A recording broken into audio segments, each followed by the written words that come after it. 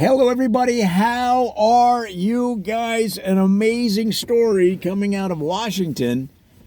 The Redskins apparently are putting pressure on the Nationals to close out this World Series Game 7 today with a win.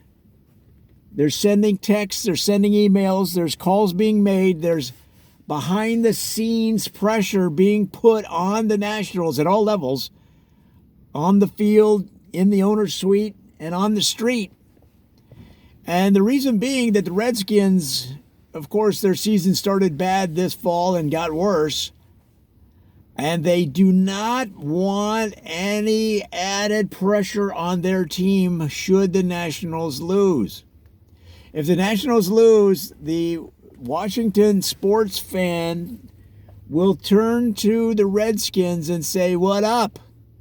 What up with you, boy?" Because they're looking for another winner. They had a brief respite. Okay, the Redskins had a brief respite when the Capitals won in 2018, providing the Washington sports fan base with the pride and enjoyment of being associated with a winner. And then when the football season started, there was high hopes that the Redskins would finally turn around their multi-season lethargy and losing ways. And of course, when the Nationals came out of nowhere in many people's eyes, especially in the national media in Washington, Los Angeles, I can tell you for sure here in LA, nobody saw it coming. None of the local media, anyway, saw it coming when the Nationals surged and now are on the brink of winning the World Series. The pressure from the Redskins camp is enormous. I mean, I have eyes and ears on the ground in Washington, guys, and the reports I'm getting are unbelievable. Long emails and text that all in caps with memes. And you know, when Washington Redskins management are sending texts with memes, you know the pressure is intense. Because the last things the Redskins need right now is additional pressure from the Washington sports fan base should the Nationals lose today. That's the last thing they want.